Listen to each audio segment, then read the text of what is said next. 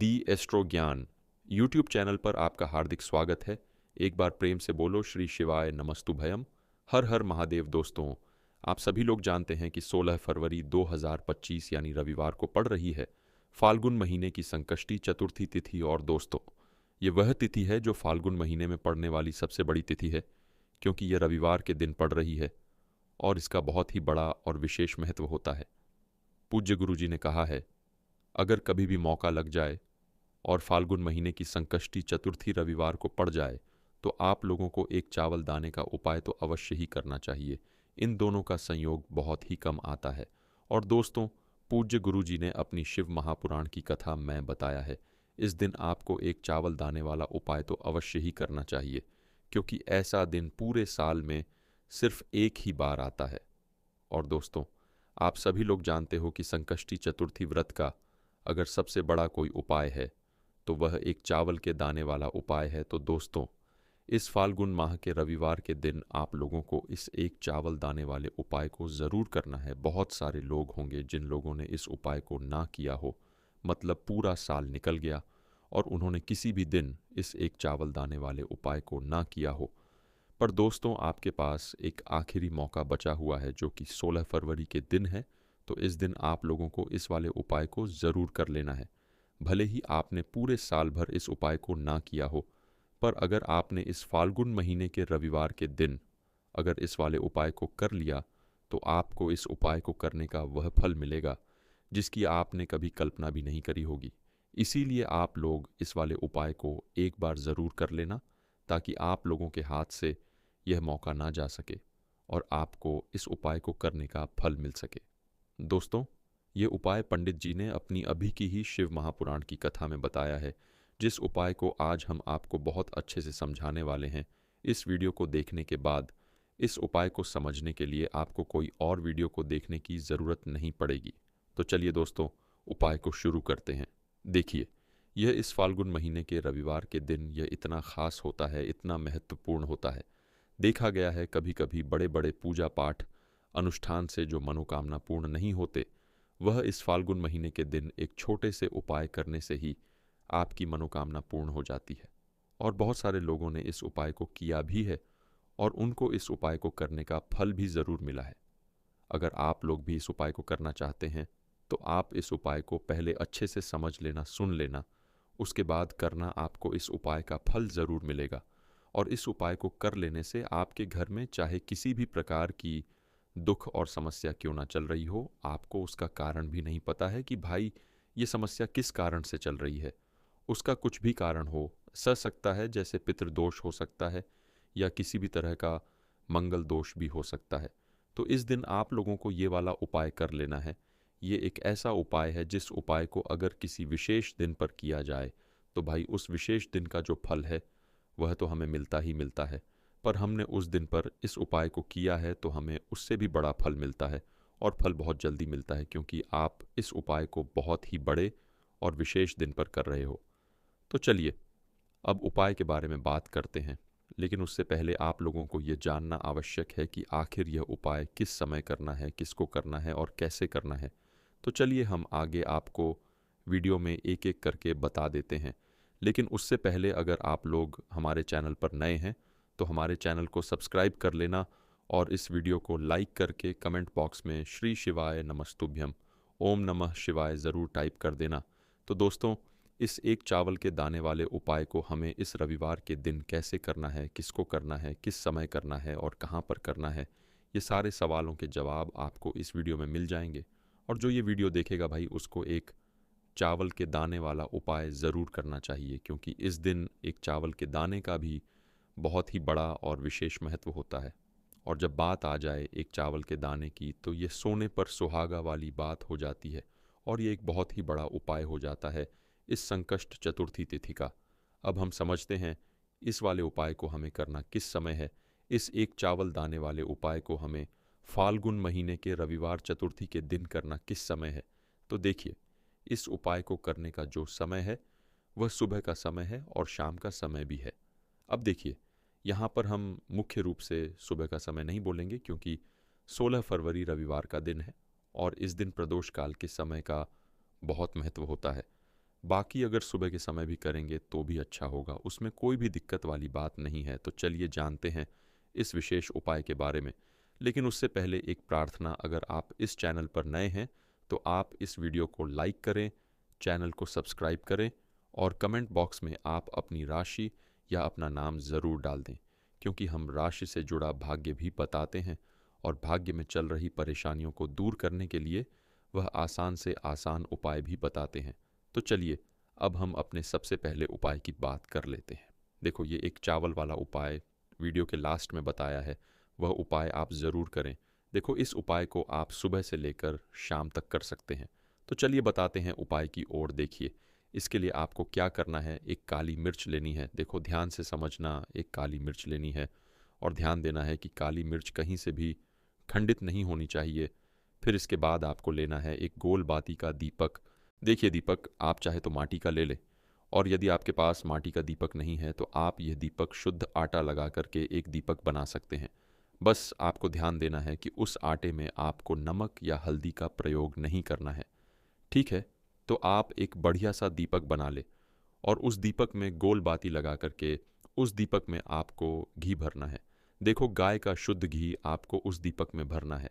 अब क्या करना है, आपको इन दोनों चीज़ों को लेकर चले जाना है बेलपत्र के पेड़ के पास। देखिए, देखो, गुरुजी ने अपनी अभी की शिव महापुराण कथा में भी बताया था, जो भी व्यक्ति प्रदोष काल में जो भी एक दीपक प्रज्वलित कर देता है उसके घर पर धन की कमी नहीं हो सकती। देखो, यदि आपके घर के आसपास कहीं बेलपत्र का पेड़ नहीं है या घर से काफ़ी दूर पड़ता है और आप जा नहीं सकते, तो आगे हम ये भी बताएंगे कि कैसे इस उपाय को करना है। अगर बेलपत्र वृक्ष ना हो तो देखो, अब आपको प्रदोष काल में इन दोनों चीज़ों को लेकर चले जाए। बेलपत्र के पेड़ के पास में अब क्या करना है, सबसे पहले आपको उत्तर दिशा की ओर मुंह करके आपको खड़े हो जाना है और जो आप दीपक लेकर गए हैं उससे आपको बेलपत्र की जड़ में प्रज्वलित करना है। दीपक प्रज्वलित करने के बाद आपको एक काली मिर्च अपनी हथेली पर रखना है और बेलपत्र के पेड़ का आपको 5 बार परिक्रमा लगा लेना है। और यदि आप परिक्रमा बेलपत्र के पेड़ का नहीं लगा सकते हैं तो आपको दीपक को चारों ओर कुछ इस तरह से क्लॉकवाइज 5 बार घुमा देना है, मतलब आरती करना है। और घुमाने के बाद आपको उसी काली मिर्च को दीपक में डाल देना है और वहीं पर बैठकर हाथ जोड़ करके आंख बंद करके आपको जो भी आपके जीवन में समस्याएं हैं, घर में लक्ष्मी जी का निवास नहीं है, घर में लक्ष्मी जी प्रवेश नहीं कर रही है, और भी जीवन में जो भी समस्याएं हैं, तो उस समय आपको विनती करनी है। ठीक है? अब इसके बाद यदि आपके घर के आसपास कहीं बेलपत्री का पेड़ नहीं है तो आपको इन सब चीज़ को लेकर चले जाना है शंकर जी के मंदिर में। और शिव जी के मंदिर पहुंचकर आपको क्या करना है, आपको इसी एक दीपक को आपको शंकर जी के मंदिर की जो चौखट होती है ना, वहाँ पर आपको इस दीपक को जलाना है और दीपक जलाते समय आपका मुख उत्तर दिशा की ओर होना चाहिए। दीपक जलाने के बाद आपको क्या करना है, एक काली मिर्च अपनी हथेली पर रखना है और आपके जीवन में जो भी समस्याएं हैं, चाहे वह समस्या परिवार को लेकर हो या फिर धन को लेकर हो, वह समस्या बोलनी है। और बोलने के बाद आप उसी काली मिर्च को दीपक में डाल देना है और आपकी कामना पूर्ण हो जाए। घर में लक्ष्मी जी का निवास हो, ऐसी कामना आपको कर लेनी है। देखिए, शंकर जी की मंदिर की जो चौखट होती है ना, उसमें 33 कोटि देवी देवता निवास करते हैं। यदि आप वहाँ पर दीपक जलाते हैं तो इससे भगवान शिव तो प्रसन्न होते ही है, साथ ही आपको 33 कोटि देवी देवताओं का आशीर्वाद प्राप्त होता है और वह सभी प्रसन्न होते हैं जिनकी आशीर्वाद से आपकी कामना 100% पूरी होती है। तो आप यह उपाय ज़रूर करिएगा। आप बहुत ही छोटा सा उपाय है, करके देखिएगा। देखिए, अब हम जान लेते हैं गुरुजी द्वारा बताए गए दूसरे उपाय के बारे में। इस उपाय के लिए आपको मात्र 2 लौंग लेनी होगी, यानी कि आपको लौंग का जोड़ा लेना है। 2 फूल वाली आपको लौंग लेनी है। लौंग का जोड़ा कहीं से भी खंडित नहीं होना चाहिए, इस बात का ध्यान रखें। इसी के साथ में आपको लेना होगा लाल चंदन का पाउडर। देखिए, यदि आपके पास लाल चंदन की लकड़ी है तो उसे घिसकर भी आप चंदन के रूप में प्रयोग कर सकते हैं। यदि पाउडर है तो उसका भी आप अपने उपाय के लिए प्रयोग कर सकते हैं। देखिए, चंदन जो है वह तेज का प्रतीक माना गया है और साथ ही साथ जीवन के अंधकार को दूर करने का प्रतीक माना गया है। अब इसी के साथ में आपको मात्र एक तांबे के पात्र के अंदर शुद्ध जल लेना होगा अपने घर से। अब दोस्तों, ये तीनों सामग्री लेकर के सीधे आपको पहुंच जाना होगा भगवान शिव के मंदिर में। देखिए, इसी के साथ मैं आपको एक गोल बाती का दीपक भी लेना होगा। दीपक आप मिट्टी का भी ले सकते हैं, शुद्ध घाटा मड़कन कर बना सकते हैं, और दीपक में आपको शुद्ध घी का प्रयोग करना है। लेकिन जैसे ही आप इन सभी सामग्रियों को मंदिर में लेकर के पहुंचेंगे, मंदिर में जैसे ही आप चौखट के वहाँ पर पहुंचेंगे, तो मंदिर की चौखट के सीधे तरफ आप जो अपने साथ एक गोल बाती का दीपक लेकर के आए हैं, उसे आपको सबसे पहले तो प्रज्वलित कर देना है। यानी कि जैसे ही आप मंदिर की चौखट के वहाँ पर प्रवेश करते हैं, तो उसके सीधे तरफ आपको ये गोल बाती का दीपक प्रज्वलित कर देना है।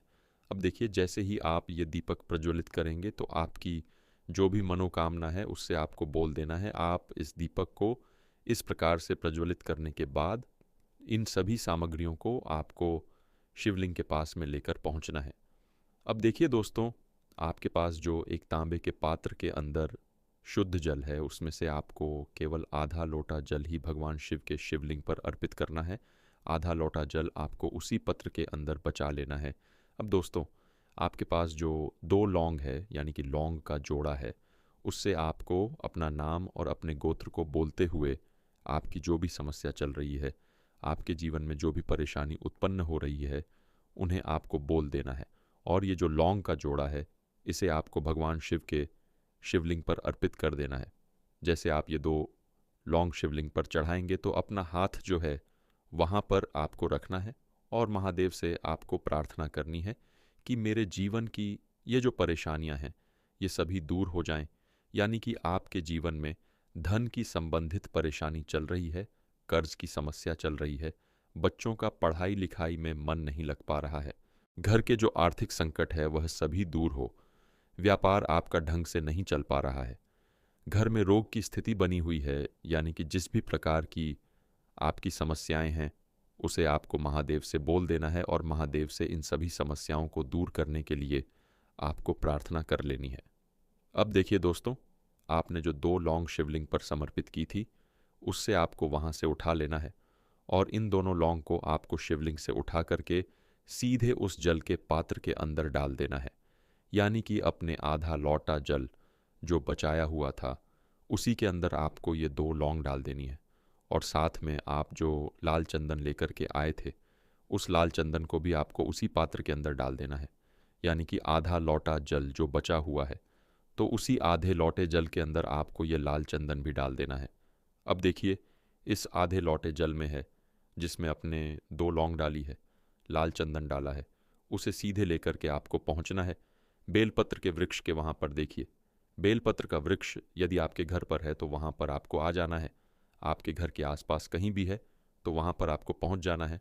और उसके बाद आपका जो मुख है वह उत्तर दिशा की ओर होना चाहिए। और उसके बाद आपको अपना नाम और अपनी गोत्र को बोलना है और पुनः अपने जो भी परेशानियाँ शिवलिंग के पास में बोली थीं, उन्हें आपको वापस से बेलपत्र के वहाँ पर भी बोल देनी है। और ये जो आधा लौटा जल जो है, इससे आपको पूरा बेलपत्र के वृक्ष की जड़ में श्री शिवाय नमस्तुभ्यम इस मंत्र का जाप करते हुए समर्पित कर देना है। तो बस इतना सा उपाय आपको करना है।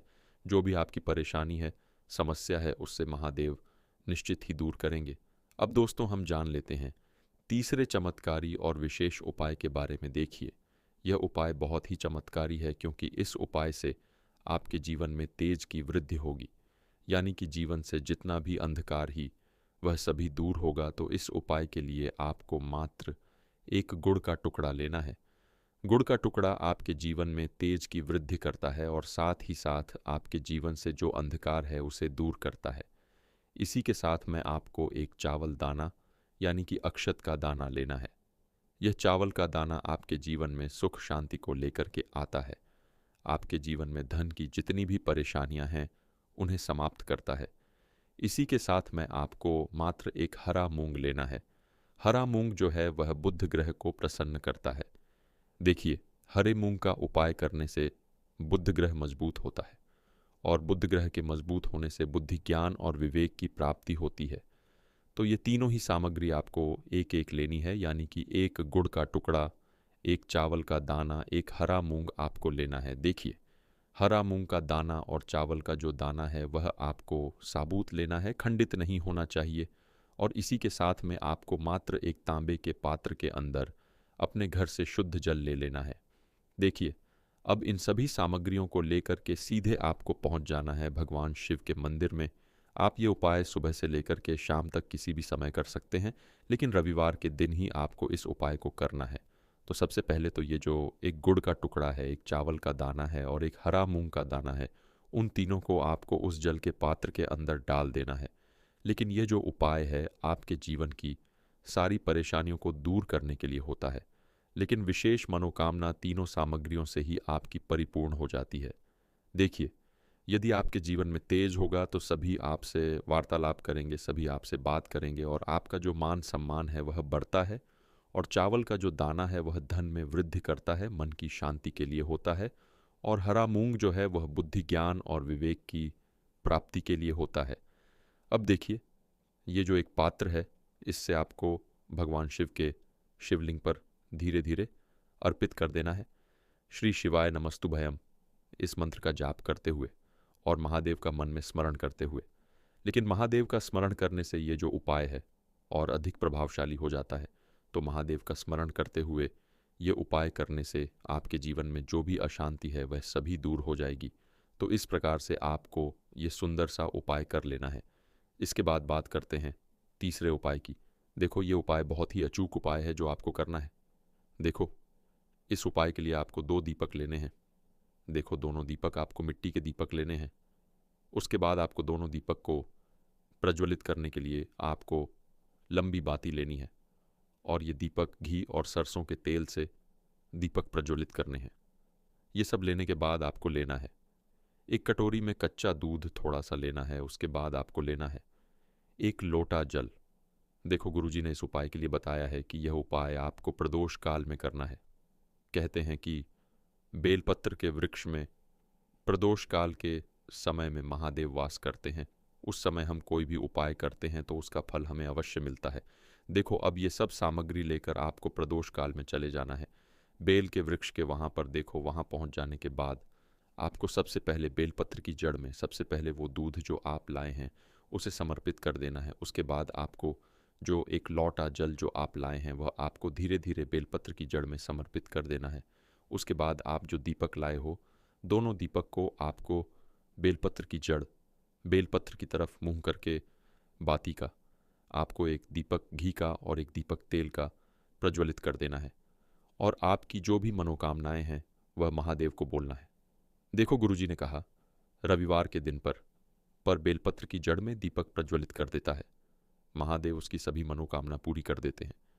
देखिए दोस्तों, आज के इस वीडियो में हमने आपको रविवार के दिन किए जाने वाले 3 बहुत ही सुंदर से उपाय बताए हैं। जो भी आपके लिए उचित है, सरल है, उसे आप कर सकते हैं।